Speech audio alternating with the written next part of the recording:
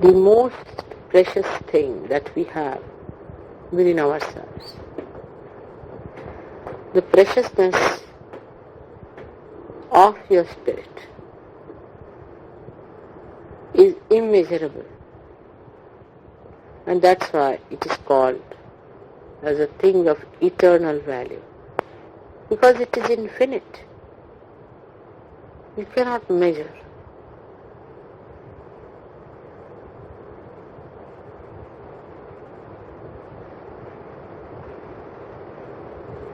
Now, God, the Almighty, we say, is Sat Chit Anand. Sat means the truth. The truth we understand in human terminology is relative. But the Sat I am telling you is the absolute from where all the relations start. Example, I'll tell you how to understand.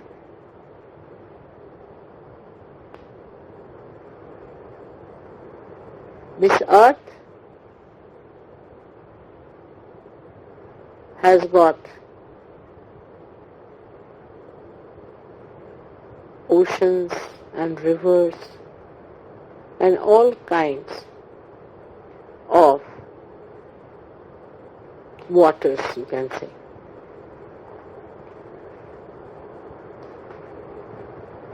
But earth is enveloping all of them.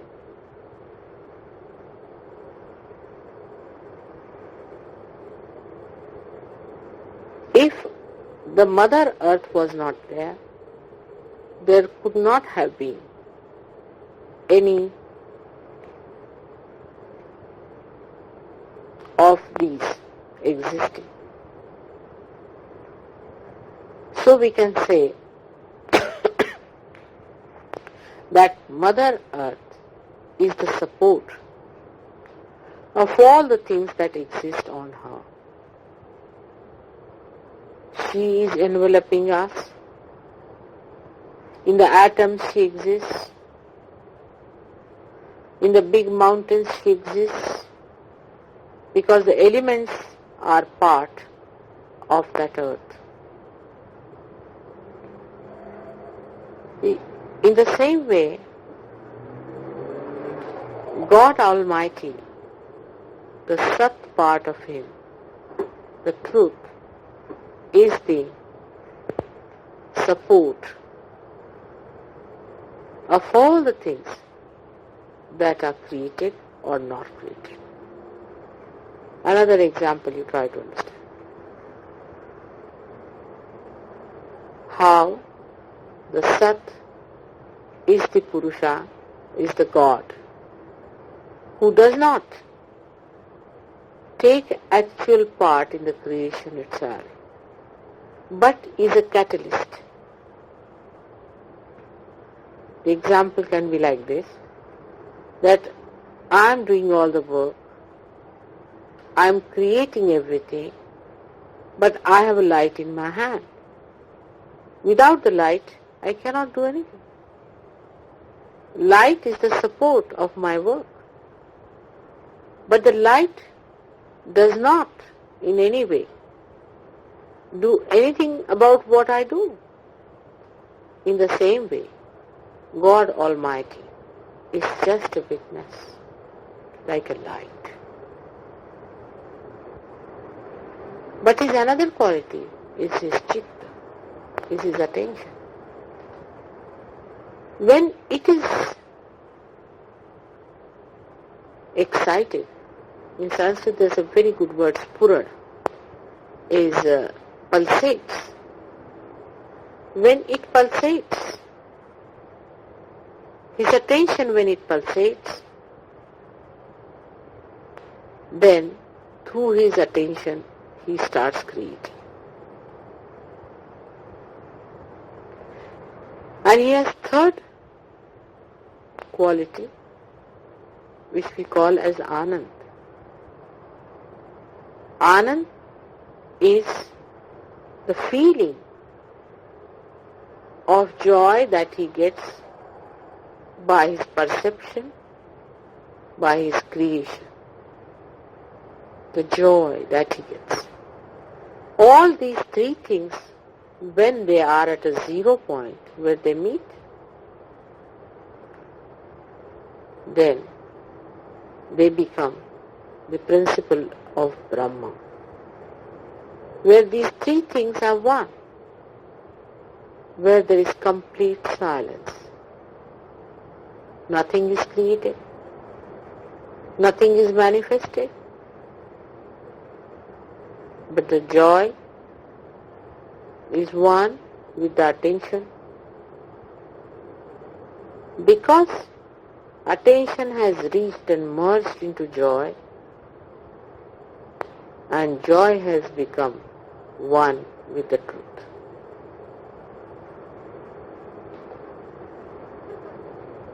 This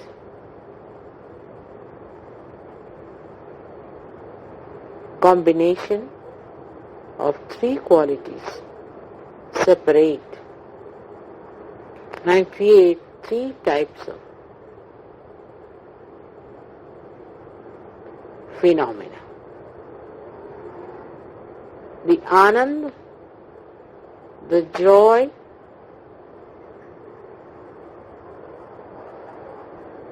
in God, moves with his creation and with the truth.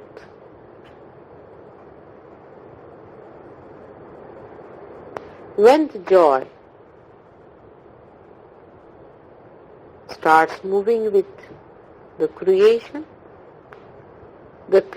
starts moving down from first the truth stage to asat, from sat to untruth, to maya, to illusion. And that time the creation starts on the right hand side. The creative forces start working out, and when it starts working out, the joy in it, which is on the left hand side, is the emotional side of God, also starts becoming grosser and grosser. The creation starts becoming grosser, and the joy in it also starts becoming grosser. And the Sat, the light of God, also starts becoming grosser and grosser and grosser, till they reach a stage where there is, we can say, a complete darkness of Tamoguna, the complete creation of the creativity, and the complete sleeping of the joy element. Clearer? You understand now Mahakali, Mahalakshmi, Mahasaraswati. That's why Christ said, I am the light.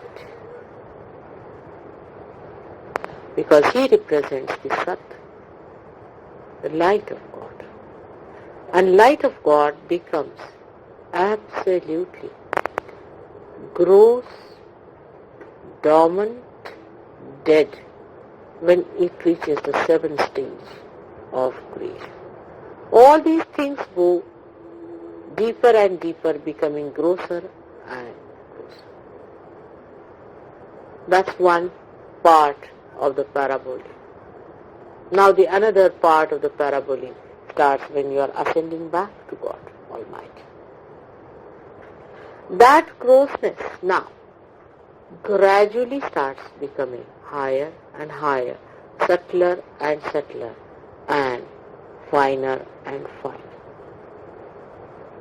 In that refinement, you find ultimately the light works for the evolutionary process. Gradually, the grosser parts start becoming enlightened. You find a lower animal is not that much enlightened as the higher animal is. gradually even the joy starts becoming subtler, and we can call it beautiful. Human joys are much more beautiful than that of animals. So the joys also start changing their manifestation. In the sense, you start seeing more and wider range of joy comes into your hand. For example, to a dog, beauty has no meaning. Decency has no meaning. So at a stage when you are a human being, to that extent you develop your sat, which is awareness. To that extent you also develop your joy, and to that extent you also develop your creative action. Now you see how the creativity of God passes into the hand of man when he turns round. How the joy of God passes into the hand of man, and how his light comes into the heart of man as spirit. It's beautiful. And at that stage, when you have become a human being, people say human beings have a soul. Not that others do not have, but the light starts burning in a human being only. Because of that light, we talk of religion, we talk of God, and we talk of eternal things. But it's a very precarious stage that is to be human beings. Because at this stage, you have to jump only a little bit that side while you start jumping this side and that side. Because this jumping is not possible unless and until the awareness reaches that stage where you become independent, and in that independence you find your own glory. This is the position. Because your glory cannot be yours unless and until you are independent.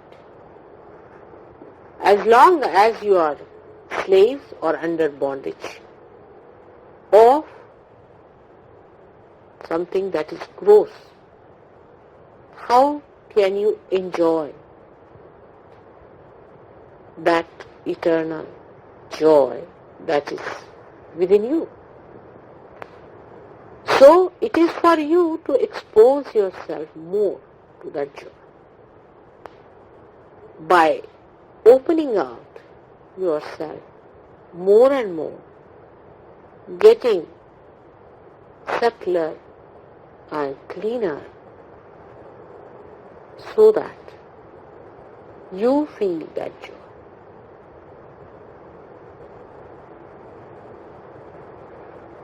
Once you know this point, that after getting self-realization, unless and until these three things start merging together,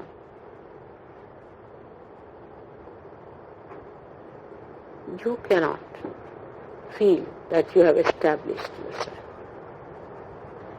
The joy within you must be felt through your awareness, otherwise you cannot feel it. Supposing you had no eyes, how can you see? If you were not aware to see me, how will you feel me? If you are not aware to feel me, how can you see me? If you are not aware to hear me, how can you understand me? And once that awareness comes to you, then only the joy awakens within you. Because only through these subtle feelings of awareness you are going to absorb the joy. As just now you felt him and you said, oh, what a beautiful thing it is. You felt very happy. You are feeling the joy of this creation that is taken. And man is the summit of creation. But only the crowning part is such a little thing. Very little it is. It's a very little distance. It crosses in no time. But only thing is that these three things have to be combined. And that's why I find that even you get realization, you do not feel the silence because you have not become the light. You do not feel the joy because you have not become the honor. That is the left side of yourself. In everything there is joy. As human beings only you start seeing joys in the patterns.